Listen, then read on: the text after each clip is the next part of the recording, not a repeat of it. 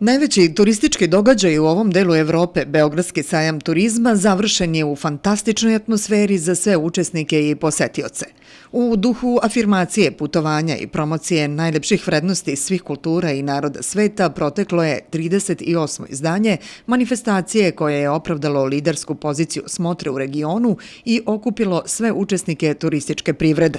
Uspešno je nastavljen trend rasta sajma turizma u svim parametrima, organizacionih, sadržajnih, broja učesnika, izlagača iz zemalja koje su nastupile, biznis aspekta, poslovnih susreta i ugovorenih poslova tokom sajma, ali i broja posetilaca koji ovu manifestaciju sa nestrpljenjem iščekuju iz godine u godinu. Srbija je predstavljena kroz brojne programe i prezentacije kao zemlja pogodna za investicije, poslovne susrete, kongrese i seminare, ali i za obilazak, odmor, rekreaciju i oporavak, sport i adrenalinske avanture, šoping i zabavu. Turistička organizacija Vrnjačke Banje može se pohvaliti izuzetno uspešnim nastupom na sajmu, ali i čitavom rekom viđenih gostiju, od državnika, ljudi iz političkog, društvenog, javnog života, sportista i sportskih radnika, medija do ljudi sa estrade. U nizu gostiju na dobrom glasu i sa dobrim glasom naša ekipa zabeležila je posetu Filipa Mitrovića, pevača koji je bio učesnik brojnih manifestacija u organizaciji Turističke organizacije Vrnjačka Banja, inače poreklom iz naših krajeva. Štand prelepo izgleda kao što možete vidjeti Vrnjačke Banje i velika mi je čast što je naš gost sa nama Filip Mitrović. Inače, ta neka saradnja sa Filipom postoji već zadnjih 3-4 godine i evo nadam se da ćemo uspešno i nastaviti tu saradnju dalje sa njim. Filip Mitrović postaje poznat široj javnosti nakon učešća u prvoj sezoni show programa Prvi glas Srbije, a zatim potpisao ugovor sa Grand produkcijom na iznenađenje mnogih. Kao svedočenog prijatelja Vrnjačke Banje i turističke organizacije, pitali smo ga kada ga možemo očekivati ponovo u ovim krajevima, ali i zašto ovih dana nije u žiži interesovanja. Čast mi je zaista da sam ovde sa vama.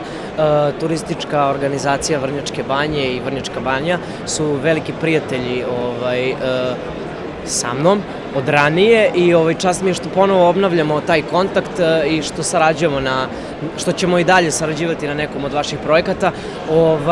Da, radim na novom materijalu, zato me nema.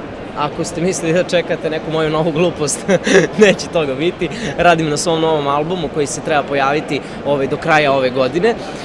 Tako da tome sam posvećen jako i ne dam sebi puno prostora ni za izlaske, ni za provod, samo da ispoštujemo prijatelje kad treba i to je to. Kako ti se čini sajam? Sajam je odličan. Ja sam prvi put na sajmu turizma. Ako smem da kažem, štand Vrnjačke Banje je najlepši ovde. I stvarno mi je čast što sam ovde na svom terenu, u smislu da sam, ajde da kažem, promoter Vrnjačke Banje na neki način, što nisam nečiji drugi, jer ja potičem iz tih krajeva i stvarno mi je čast još jednom što sam ovde. Dobro, Filipe, puno puta smo se družili sa tobom na raznim manifestacijama u Vrncima i bili na nekim zanimljivim dešavanjima. Kada ćemo sledeći put? Kada ćeš doći da malo radiš i da malo uživaš u Vrncima? Pa kada ću doći da radim, to još uvek ne znam. Ja se nadam stvarno, do sad nisam imao prilike, od kad se ozbiljno bavim svojom karijerom i svojom muzikom autorskom, nisam imao prilike da se družim sa publikom u Vrnjačkoj Banji, ali iskreno se nadam da će uskoro biti prilika za to. Prošle godine sam imao poprilično napornu sezonu što se tiče posla. Bio sam van Srbije 65 dana, radio sam svaki dan, bukvalno. I nakon toga sam rekao sebi, ok, sad ću da odmorim, a verovali ili ne, nisam uspeo da odem čak ni do Vrnjačke Banje da odmorim, a kamoli gde sa strane.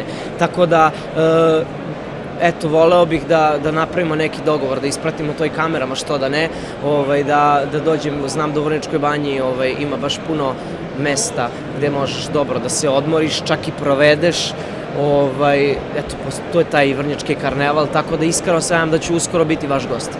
Kažem i tvrdim da Vrnjačka Banja danas ima izuzetno viđene goste, goste na glasu i goste koji imaju dobar glas. Kad će taj dobar glas da stigne u Vrnce i zvanično, ne samo ovde na štand, pitamo čoveka koji možda odlučuje o tome hoće li ovog leta zapevati u Vrnjačkoj Banji?